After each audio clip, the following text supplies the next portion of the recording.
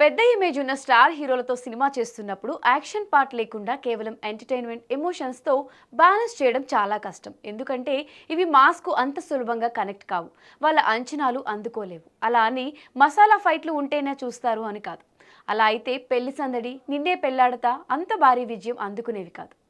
సరిగ్గా ఇదే క్యాలిక్యులేషన్స్తో వచ్చిన సినిమా చంద్రలేఖ. 1995 హాలీవుడ్లో వచ్చిన వై యువర్ స్లీపింగ్ మలయాళ దర్శకుడు ప్రియదర్శన్కి విపరీతంగా నచ్చేసింది. దాన్ని మోహన్ లాల్ హీరోగా చంద్రలేఖ పేరుతో రీమేక్ చేస్తే బ్లాక్ బస్టర్ సక్సెస్ అందుకుని 100 రోజులకు పైగా ఆడేసింది. పుష్ప విలన్ ఫహద్ ఫాసిల్ తండ్రి ప్రముఖ దర్శకుడు ఫాజిల్ దీన్ని నిర్మించడం విశేషం. సరిగ్గా అదే సమయంలో నాగార్జున, కృష్ణవంశీలు తమ కాంబినేషన్ల కోసం కథలు వేటలో ఉన్నారు.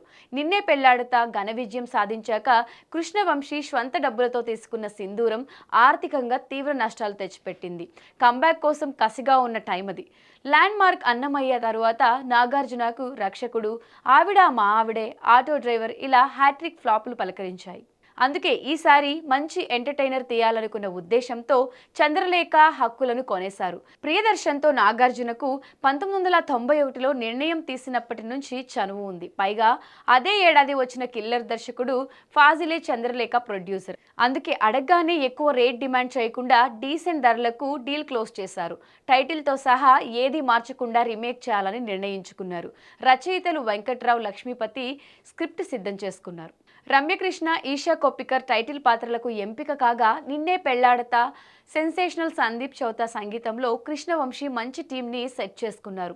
బాగా డబ్బున్న ఇద్దరు అక్క చెల్లెళ్ళు జీవితంలోకి వచ్చిన సీతారామరావు అనే అమాయకుడి మంచితనం ఆ కుటుంబానికి ఎలా అండగా నిలబడిందనే పాయింట్తో రూపొందిన సినిమాలే. కావాల్సినంత హ్యూమర్తో పాటు ఎమోషన్స్, మ్యూజిక్స్ అన్నీ పర్ఫెక్ట్గా సెట్ చేసుకున్నారు. కమర్షియల్ వాసనలు లేకుండా నాగార్జున పోషించిన పాత్ర చాలా బాగుంటుంది. సాహసమే చేరా డింబక, ఉరుములు నీ మువ్వలై, తాజ్మహల్ని షాజహాన్లోని పిచ్చితనం అనుకున్న డివ్వి డివ్వి డివ్విట్టం పాటలు మంచి ఆడియో ఆల్బమ్ ఇచ్చాయి. కానీ జనాన్ని టికెట్లు కొనేలా చేసేందుకు సరిపోలేదు. శారీరక వైకల్యం వచ్చిన అమ్మాయిగా రమ్యకృష్ణ పర్ఫార్మెన్స్, ఈషా కొప్పికల్ అల్లరి పాత్రలు మహిళలకు బాగా నచ్చాయి. చంద్రమోహన్, మురళీమోహన్ లాంటి ఆర్టిస్టులు నిండుదనం తీసుకొచ్చాయి. తీరా చూస్తే ఆడియన్స్ తీర్పులో మార్పు వచ్చింది. ఓ మీడియం రేంజ్లో హీరోకి సూట్ అయ్యే సబ్జెక్ట్ని నాగార్జున చేయడం ప్రేక్షకులకు నచ్చలేదు. అందులోనూ అంచనాలు విపరీతంగా ఉండడంతో చంద్రలేఖ వాటిని అందుకోలేకపోయింది. ఫ్యామిలీ జనాలకు కొంత మేరకు నచ్చినా క్యామియో చేసిన శ్రీకాంత్కి నాగ్ జై కొట్టడాలు, సంజయ్ దత్ కాళ్ళు పట్టుకోవడం లాంటివి ఫ్యాన్స్ జీర్ణించుకోలేకపోయారు.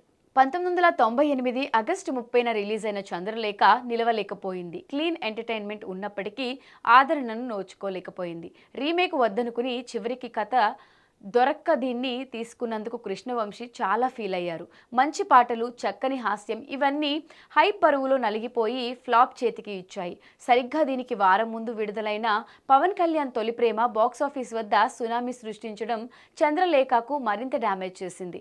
అందులో ఉన్న వినోదం, స్వచ్ఛమైన ప్రేమ నాగ్ మూవీని వెనకబడేలా చేశాయి. విచిత్రంగా ఇదే చంద్రలేఖ ఇతర భాషల్లోనూ ఆశించిన ఫలితం అందుకోలేకపోయింది. బాలీవుడ్లో హైయెస్ట్ గ్రాస్గా రికార్డ్ సృష్టించిన చంద్రలేఖకు వేరే లాంగ్వేజెస్లో తిరస్కారం ఎదురు కావడం విచిత్రం.